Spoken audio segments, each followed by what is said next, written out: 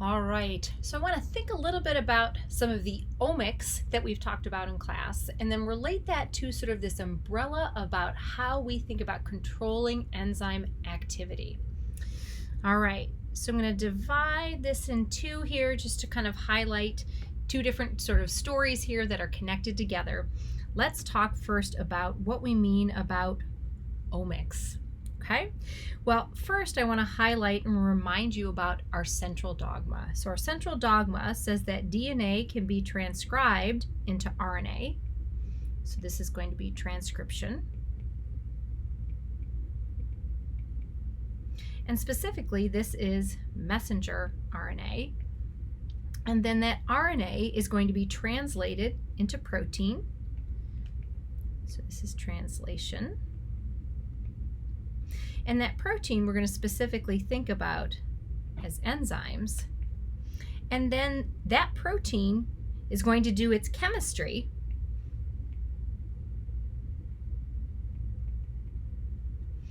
And it's going to make metabolites. And in reality, it's really whether or not those metabolites are there that determines what's going on in your body. So when we think about things on a gene level, that's genomics. So thinking about whether or not you have a gene that's present. When we think about whether or not that gene is transcribed into its corresponding messenger RNA, this is called transcriptomics.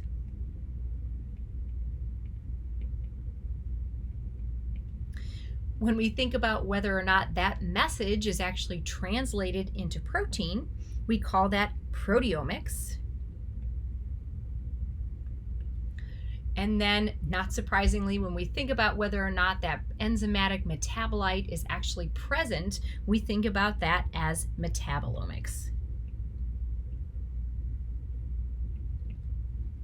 So, and if we think about the ease with which we can study these, this is a fairly static sort of situation. Genomics, it's your genetic blueprint, whether or not you have a gene that's there.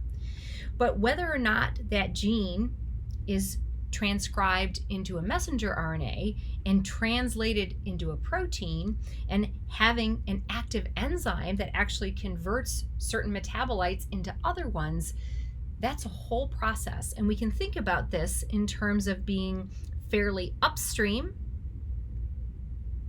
So this is fairly upstream, and this is fairly downstream. So why are we taking the time to sort of kind of highlight this? So again, this is fairly upstream, this is fairly downstream. The upstream things are fairly easy to measure. Like 23andMe can get a whole bunch of your genes sequenced, but just because you have the gene doesn't mean that it's transcribed into the RNA. It doesn't mean that that ribosome is going to take that message and translate it into a protein, and it doesn't necessarily mean that that enzyme is active to make its metabolite.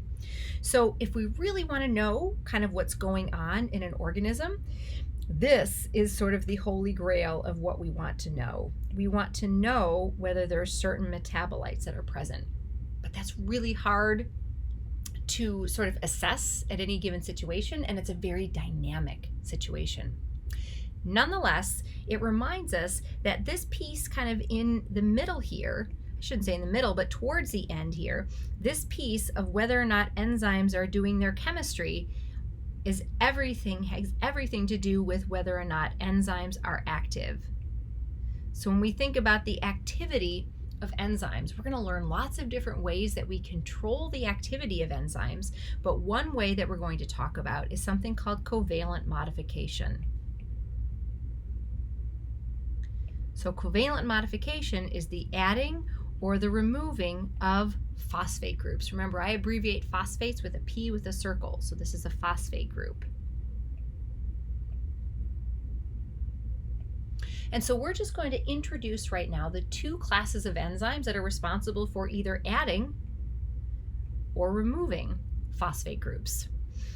So kinases are enzymes that are responsible for adding phosphate groups, and phosphatases are enzymes that are responsible for removing phosphate groups. So when we have a lot of kinase activity going on in your body, and it's generally you are in one sort of state or another, you either have a lot of kinase activity going on, which is going to put us in a phosphosystem, or you have a lot of phosphatase going on, which means you're going to be removing a lot of phosphates. This is a dephosphosystem. And maybe I didn't, articulate this very well. When we're adding or removing phosphates, we're actually decorating or undecorating proteins or enzymes. So we're going to be adding or removing those phosphates from enzymes. And as we're going to learn about later, there's going to be 3 amino acids that are really important for this: serine, threonine, and sometimes tyrosine. But serine and threonine are 2 important ones. And if you go and you look at the functional groups that are present on those amino acids, they all contain hydroxyl groups. Okay, so that's the point at which we're going to attach or remove a phosphate. Okay, so what's the point of this? Well, I want you to remember that when we are in a phospho state, this is going to be a need state. And what does that mean? It means we are in need of glucose or we are in need of energy. And when you are in need of glucose or energy, you're going to be upregulating kinase activity that's going to be decorating lots of enzymes with phosphates. And at the end of the day, some of those enzymes are going to become active and some of them are going to become inactive. But that scenario is going to do biochemistry that will allow you to remedy that low blood sugar level or that need for energy. On the flip side, a dephosphosystem is a fed state. Okay, and what this means is you've got an energy surplus. So you've got either a glucose and or an energy surplus. So what you want to do then is upregulate the activity of enzymes that are going to allow you to store that excess glucose.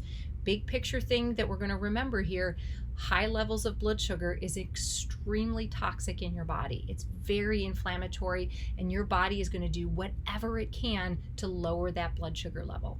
Okay? And so whether it's an energy surplus in terms of just extra food that you've consumed and you've got extra stuff floating around in your bloodstream, you are going to upregulate enzymes and metabolic pathways that are going to allow you to remedy that. Okay, so that's the big umbrella, and we're going to have these logic checks that if you know what an enzyme does, you should be able to predict the phosphostate that you're going to have for that enzyme based on what you know it does and whether it's going to help remedy a need state or a fed state.